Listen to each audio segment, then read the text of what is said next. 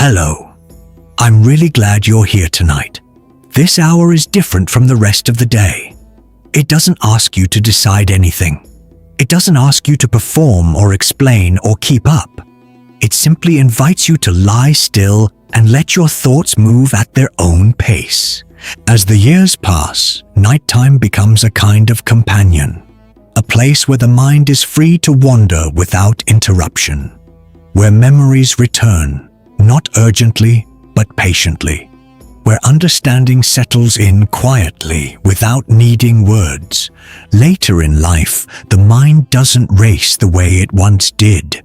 It reflects, it revisits, it connects dots that once seemed unrelated, and it does this most honestly when the lights are off and the world has gone silent. This space is for those thoughts, the ones that don't surface during the day, the ones that arrive only when you're alone with yourself, resting, remembering, and gently making sense of a long, lived-in life. So take a slow breath. Let your body soften into the bed and allow this night to meet you where you are. Before we begin, if this kind of honest, gentle reflection speaks to you, take a moment to like this video and subscribe to the channel. And down in the comments, tell me where you're listening from and what time it is where you are right now.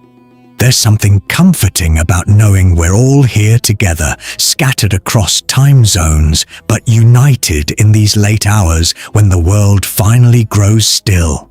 So settle in, adjust your pillows, find a comfortable position, and know that for the next hour, you're not alone in whatever wisdom you're carrying, whatever understanding you've earned, whatever truths rise to the surface when the lights go out. Let's begin. There is a conversation that has been happening inside you your entire life. You may not have always recognized it as a conversation.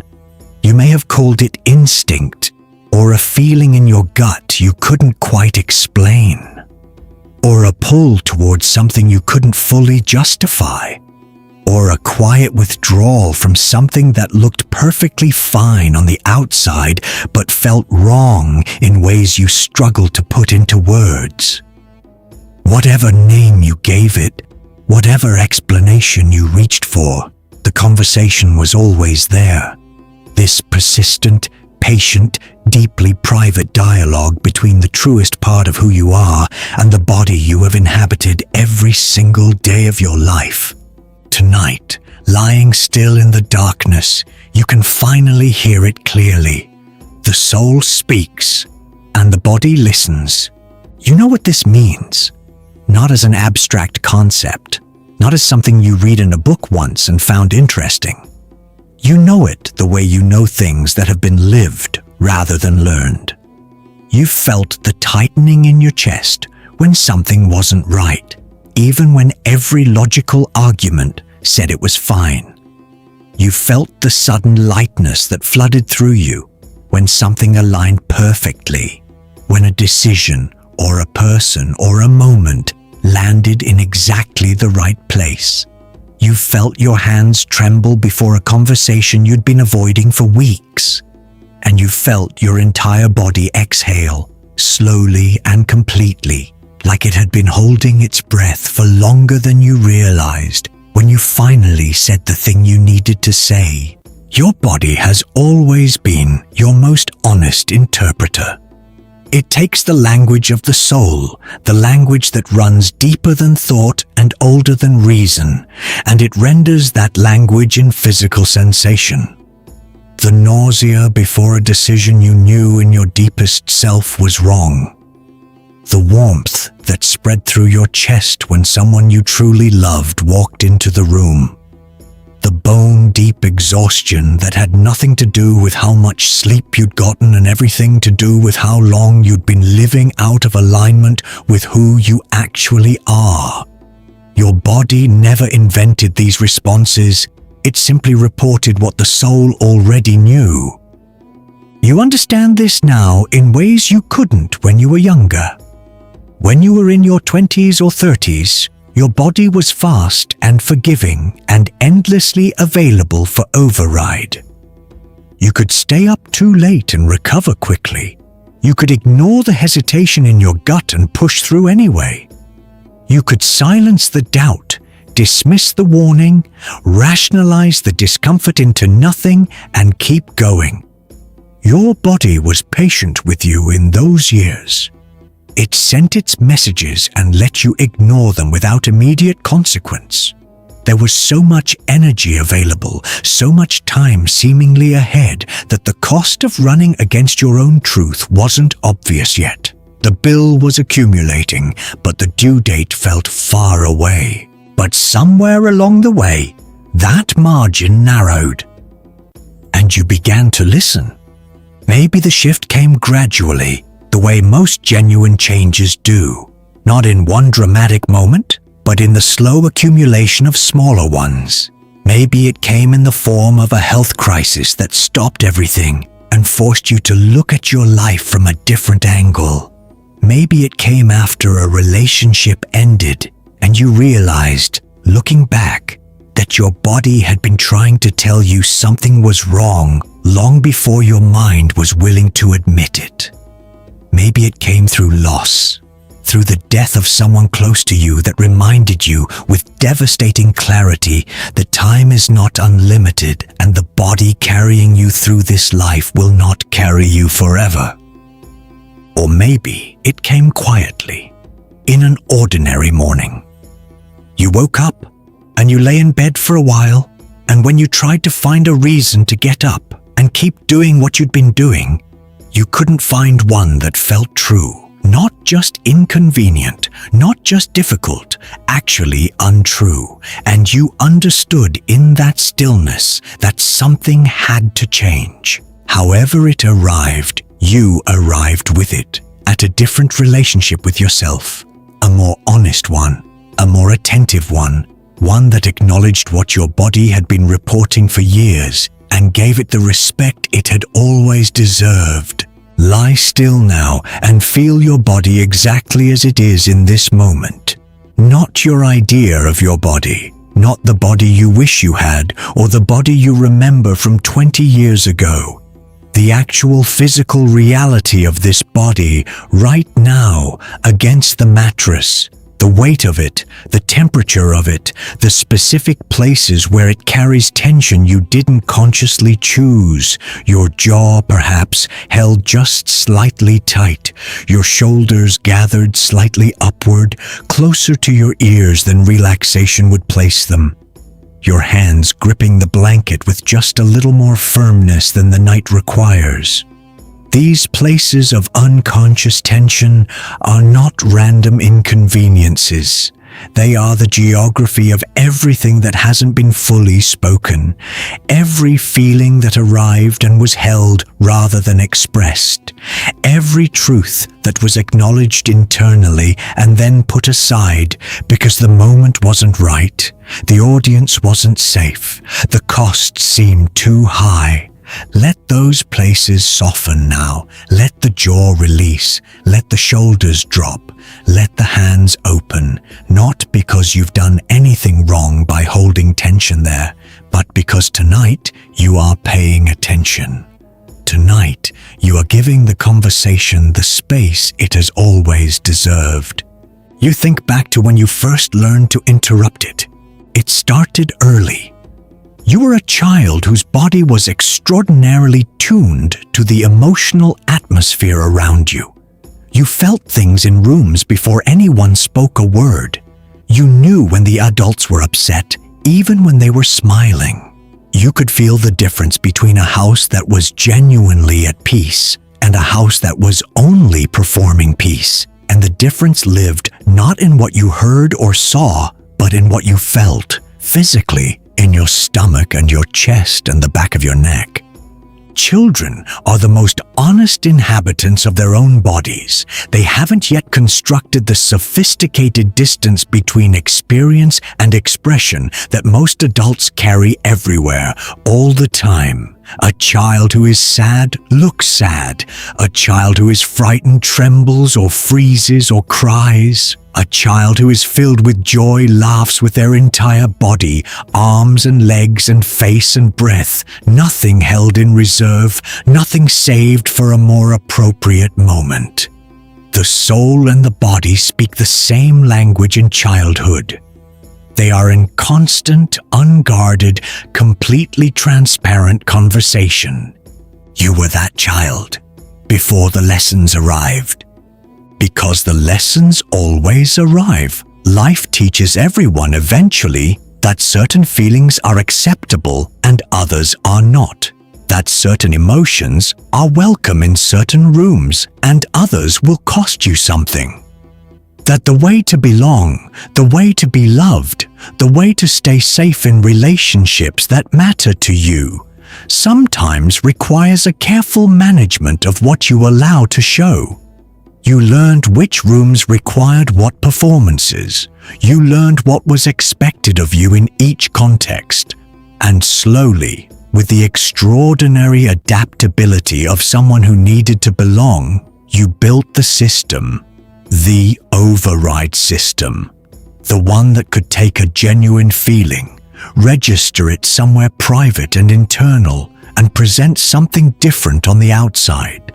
Calm when there was turmoil, fine when there was grief, unbothered when there was fear, strong when everything inside was asking for the mercy of being held. And you were skilled at this. Perhaps remarkably skilled. People called you steady, dependable, someone who handles things well. They leaned on this quality in you. They relied on it, and it was, genuinely, a kind of strength.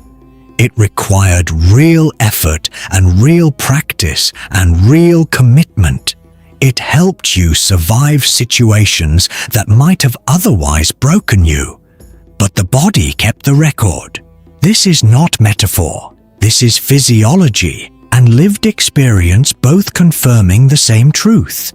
Every experience that moved through you and wasn't allowed to complete itself. Every grief you swallowed before it was finished grieving. Every fear that couldn't be expressed because the environment wasn't safe for it. Every anger that was too inconvenient or too dangerous to show. Every joy you minimized because you weren't sure you deserved the full weight of it. Your body held all of it. It stored it in the places bodies store things, in the chronic tension you've carried in the same spots for decades, in the sleep that was never quite restoring, in the dreams that returned with the same feeling even when the scenes changed. In the patterns that appeared again and again across different relationships and different chapters of life, the soul trying repeatedly to complete what was left incomplete, to say what was left unsaid, to feel what was pushed aside, to finally close the loops that were opened long ago and left open. This is what growing older teaches you. If you are willing to learn it, not that you are declining, not that the best of you is behind you, but that you are arriving at the truth that was always present but required time and experience to be fully received. The soul has been impossibly patient with you. It has sent its messages through every medium available to it. Through symptoms the body produced when the truth became too heavy to carry silently. Through the emotions that surfaced at inconvenient moments, in the car, in the middle of the night, in the middle of conversations about nothing, coming from somewhere much deeper than the surface occasion. Through the recurring sense that something important was trying to be understood, something just out of reach. Something that felt like it would make sense of everything if you could only slow down enough to let it fully arrive. You are slow enough now. You are still enough now. The soul is speaking. And tonight, in this bed, in this quiet, your body is finally listening. What does the conversation sound like when you stop interrupting it? It doesn't sound like words exactly. It sounds like sensation, like the specific quality of feeling in your chest when you ask yourself honestly whether you are living as you were meant to live. Like the expansion or contraction in your body when you imagine different paths forward. Like the warmth or withdrawal that happens somewhere deep in your belly when you bring your truest questions to rest in the body rather than the mind. The body answers these questions before the mind forms them. It already knows. It has always known. Think of a time in your life when your body told you something true before your mind was ready to accept it. A relationship that felt wrong somewhere in your chest long before you had the words or the evidence to name why. A decision that felt right in your gut before logic had caught up. A loss you somehow braced for before the news arrived, as if some part of you had received a message the rest of you hadn't yet read.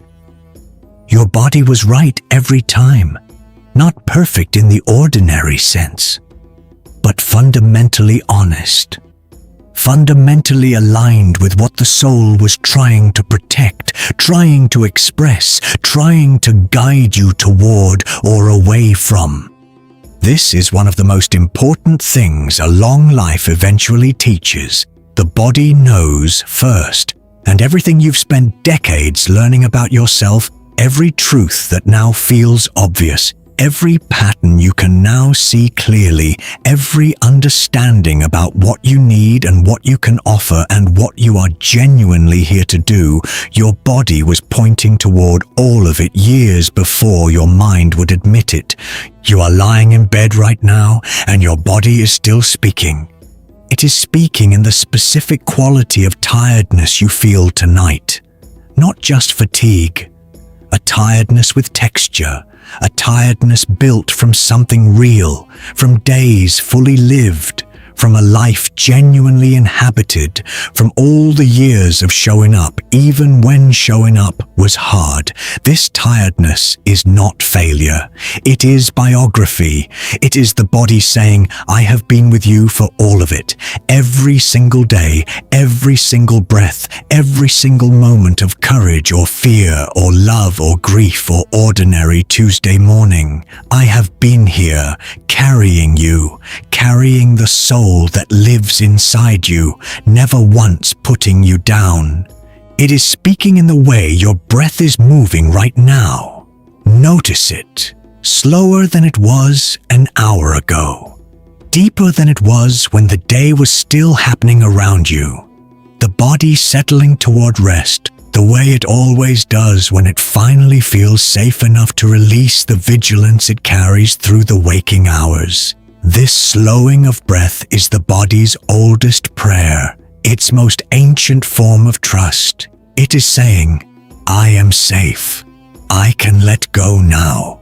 I can return to the rhythm I was built for.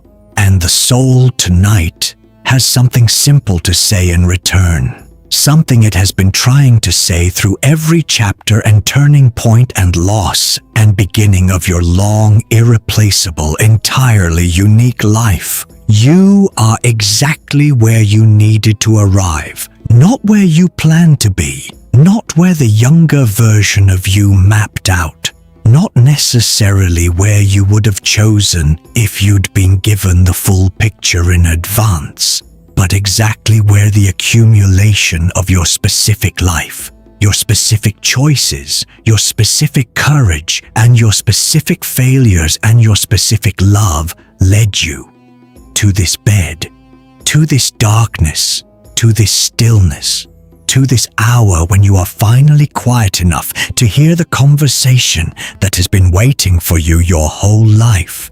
You have come so far to be here, you cannot fully see how far.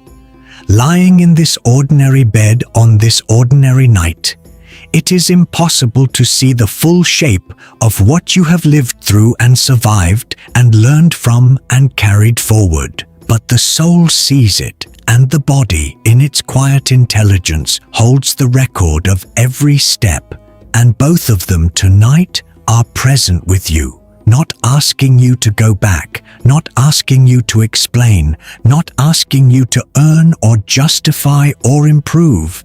Simply here, simply present, simply resting together in the way they were always meant to rest.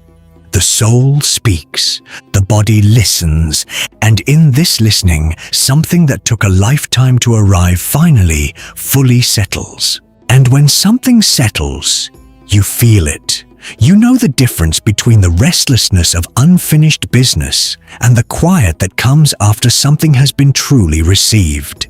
You felt both enough times in your life to recognize them on contact. The restlessness has its own particular quality, that circling, returning, unable to land feeling that keeps you awake not because the night is loud, but because something inside you hasn't finished yet. The quiet is different. It has weight, substance, the feeling of a door that has finally gently closed. Something is closing tonight, not ending. Closing. There is a difference your soul understands even when your mind sometimes confuses the two. An ending is a loss, a closing is a completion. And what is completing tonight, in this bed, in this darkness, in this conversation you've been having with yourself across an entire lifetime, is the long work of becoming fully present inside your own life. You have spent years being present for everyone else. This deserves to be said plainly because it deserves to be acknowledged. You have shown up for other people in ways that cost you something real. You have been the steady one, the reliable one, the one who arrived when called and stayed when needed and kept going when the sensible thing might have been to stop. You have held others through their losses while quietly managing your own. You have celebrated other people's victories while tucking your own needs somewhere smaller, somewhere more manageable, somewhere they wouldn't inconvenience anyone. You have been generous in ways that sometimes left you hollow, and you kept being generous anyway because that is the kind of person you are. Because something in you understood that showing up for others was meaningful, was necessary, was part of what you were here to do.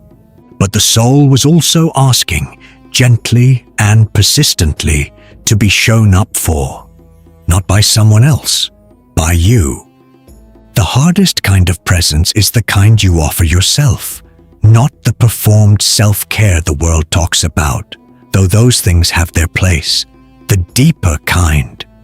The kind that requires you to sit with yourself honestly and ask what is actually true. What do you actually need? What are you actually feeling beneath the competence and the composure and the long-practiced ability to keep everything functioning? What has the soul been trying to tell you that you keep filing away for later, for a quieter season, for when you have more time or more energy or fewer obligations? Which is to say, for never. The later you have been deferring to has become now.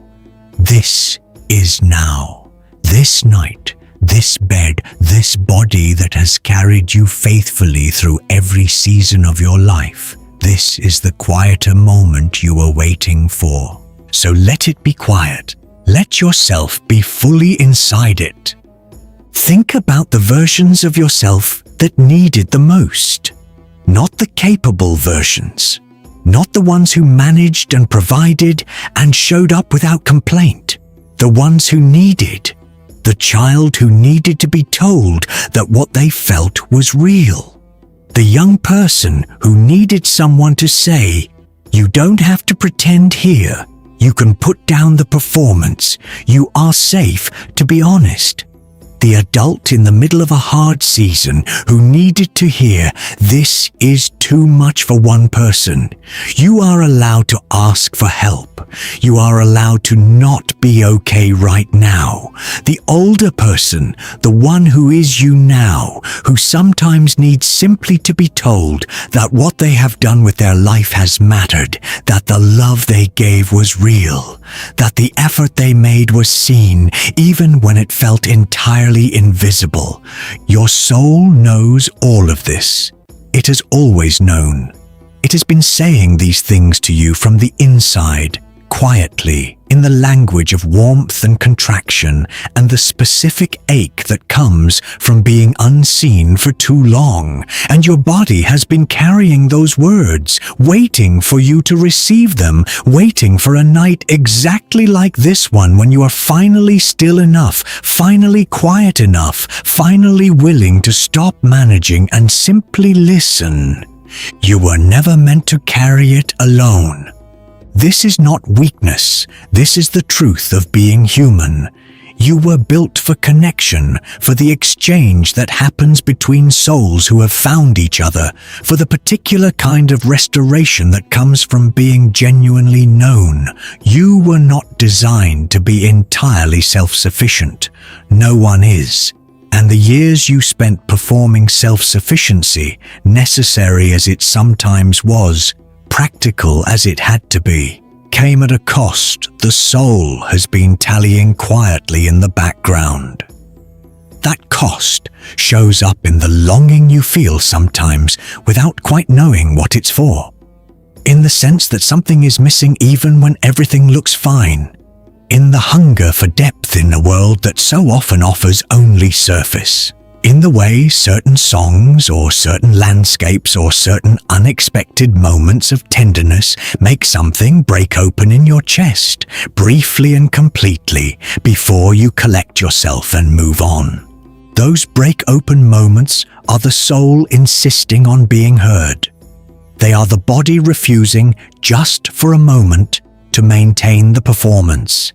They are the truth leaking through the careful management. And they are not signs of fragility. They are signs of life, of depth, of a heart that has not closed itself off despite everything it has absorbed. Your heart has not closed. Feel that for a moment. After everything, after the losses you've sustained and the disappointments you've absorbed and the times you trusted and were let down and the times you loved and were not loved back in the way you needed, after all of it, your heart is still open, still capable of being moved, still awake to beauty, to tenderness, to the particular grace that arrives unexpectedly in small moments. A voice in the quiet late at night. A memory of someone you loved.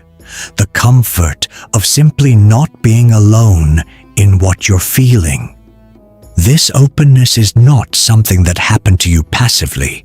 It is something you chose, again and again, in the moments when closing would have been easier, in the moments when shutting down would have hurt less than staying open. You chose to stay open.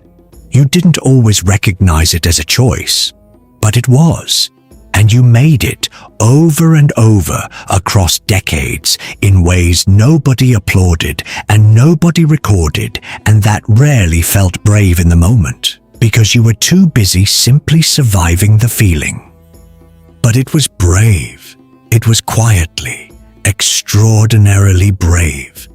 And your body has been carrying that bravery in every cell, not as pride, not as a medal, but as a kind of stored vitality. The resilience you have access to right now, the ability to lie in this bed on this night and feel underneath everything else, a fundamental okayness, a basic integrity, a sense of still being yourself after all the years and all the changes. This comes from all those quiet acts of courage accumulated over a lifetime. The soul and the body work together to make you who you are. Not despite the hard things, through them.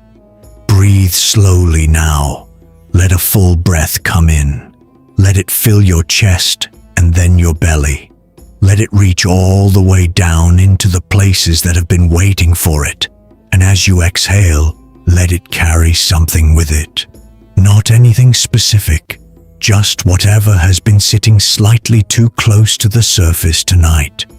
Whatever has been present in the room with you, hovering, not quite arrived, and not quite resolved. Let the exhale carry it gently outward into the space around you, where it can thin and expand and slowly dissolve into the dark. You have been holding your breath for a long time. Not literally, but in the way people hold their breath when they are bracing for something, when they are waiting to see if things are going to be okay, when they are not quite sure it is safe yet to fully relax. You have been holding your breath in this larger sense through seasons of uncertainty, through waiting for diagnoses and decisions and outcomes that were out of your hands, through the long vigils beside people you loved who were leaving, through the slow, necessary adjustments required when life stopped looking the way you had expected it to look. Let the breath out now, all of it, the waiting and the watching and the vigilance and the bracing. Let it all come out with this one slow, complete exhale. And then let the next breath arrive on its own, without effort, without forcing it. Let your body breathe you the way it has been breathing you every night of your life, automatically, faithfully, without requiring your conscious participation. Your body breathes you even when you're not paying attention. This is a kind of love. Sit with that for a moment. Your heart has been beating in your chest since before you were born into this world. Your lungs have been exchanging air since your very first breath.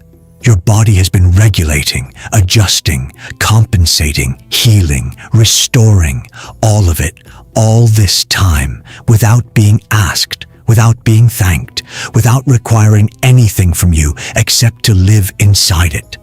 This faithful, tireless body has asked for so little and given so much, and the soul it carries has been equally faithful, equally devoted to the ongoing project of your life, however far it has strayed from what you once imagined it would be.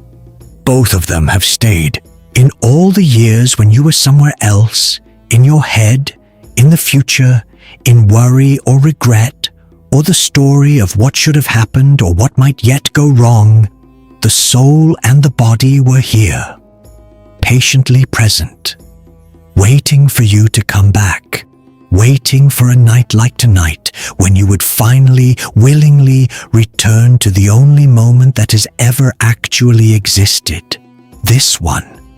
The one where you are breathing slowly in a warm bed and the darkness is gentle and somewhere in the depths of you something very old and very wise is at rest. Come back to that now. Come back to the breath, to the weight of the body, to the warmth this bed has been holding for you, generated by your own living body, the most basic proof that you are here and alive and present in this world. Come back to the sounds of the night around you, whatever they are, traffic in the distance or wind in the trees, or the complete stillness of a house that has gone entirely quiet. Come back to the particular smell of your own room, which you rarely notice because familiarity makes the senses lazy, but which your body recognizes as safety in ways that bypass thought entirely. This is home. Not just the room, not just the house, but the experience of being fully inside your own life, without apology and without performance and without the constant low-level effort of being someone slightly other than who you are. The soul has been trying to bring you home your entire life, not to a place on a map, to a place inside yourself, to the ground beneath all the roles and identities and versions of yourself you have inhabited and shed and carried and let go of across the decades, to the thing that was present before you knew your own name. before you learned what you were supposed to be, before the world got involved in the project of shaping you into something comprehensible, the thing that was simply and entirely you before the shaping began. It is still here. It has never left.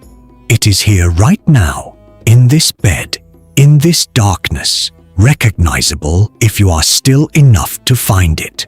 Familiar in the way that only the most essential things are familiar, with a familiarity that doesn't require memory because it predates it entirely. You are meeting yourself tonight.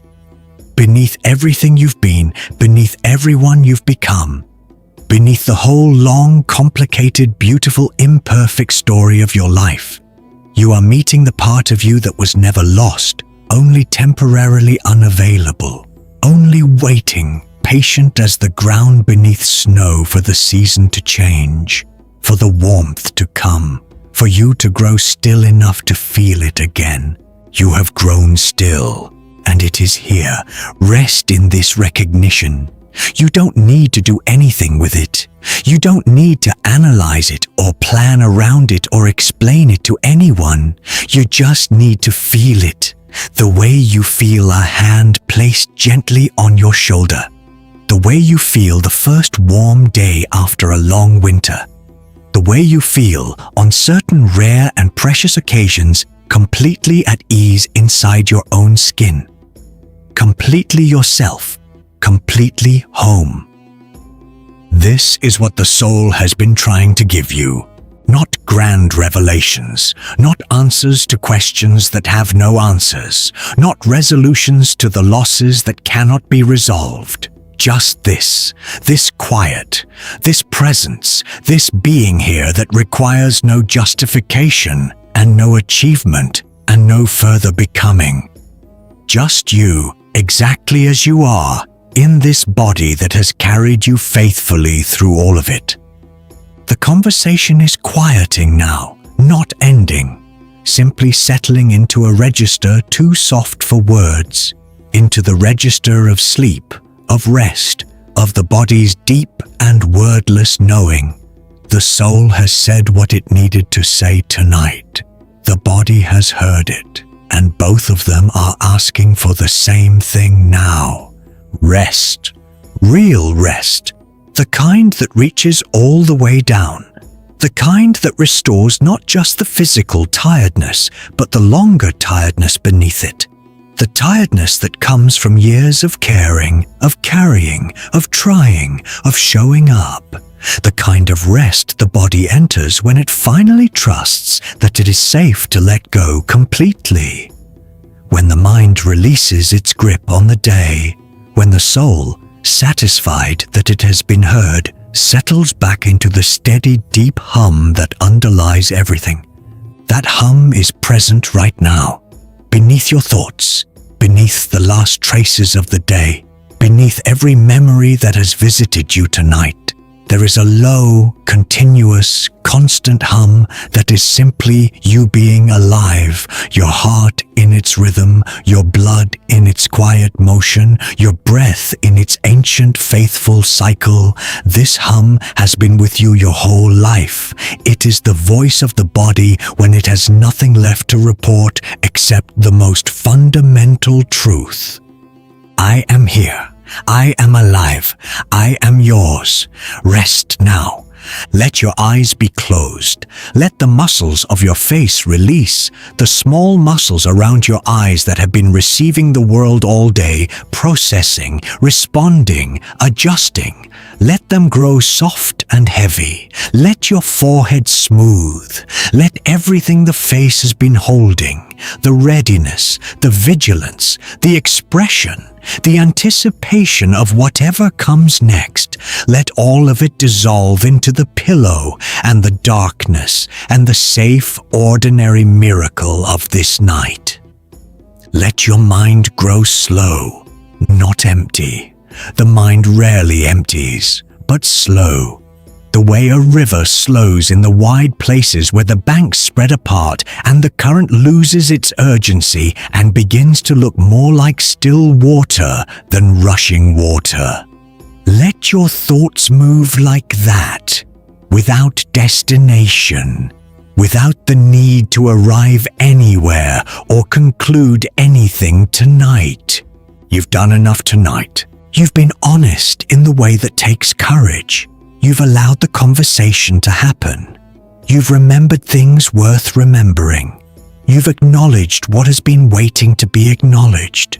You've felt what was true, rather than what was convenient or comfortable or easy to carry. This is the real work of a life, not the resume, not the output and the achievement and the measurable contribution. The real work is this: becoming honest, becoming present, becoming willing over the long arc of living to hear what the soul is saying and let the body respond without interference. You have always been doing this work, even in the years it didn't feel that way. Even in the years you were running from it, because every detour is still part of the journey. Every time you got lost was still motion. And all of it, the direct paths and the long way around, the clarity and the confusion, the seasons of knowing exactly who you are, and the seasons of being entirely lost to yourself, all of it has brought you here. To this breath, to this body growing heavier with each exhale, sinking deeper, releasing its hold on the day. To this soul, quiet now, its work for the evening complete, resting in the body it has always called home. You are going to sleep now, not because you are finished, but because sleep is part of the work too. The body does its deepest repair in the dark. The mind does its most important integration in the hours of dreaming. The soul does something in sleep that it cannot do in waking. Something wordless and necessary. Something that prepares you for tomorrow. Something that keeps the conversation going in a language you won't remember in the morning, but that changes you nonetheless. Let that happen now. Let the night do what the night does. Let the darkness be not an absence, but a presence. A gentle, encompassing presence that asks nothing of you except to rest inside it. Let your body be heavy. Let your thoughts thin and drift. Let the boundary between waking and sleeping grow permeable, then porous, then gone. Your life will be waiting for you tomorrow. It will bring its ordinary demands and its ordinary gifts. It will present itself as it always has, full of more than any single day can hold. But that is tomorrow. Tonight is tonight. And tonight you have been here, fully here, in this body, in this conversation, in this long and patient and deeply private dialogue between the soul that arrived in the world wearing your name and the body that agreed to carry it through everything that was coming. They have carried each other well, your soul and your body. They have been faithful companions through every season, every loss, every beginning, every ordinary day that quietly turned out to be something more. And tonight, they rest together, in the quiet, in the warmth, in the middle of this irreplaceable night that belongs entirely to you. The fires die down, the stories settle, and the world grows still. Let your thoughts drift away like embers on the wind. Good night. You've journeyed far through time tonight. Now it's time to journey into dreams. Close your eyes, breathe, and let sleep find you.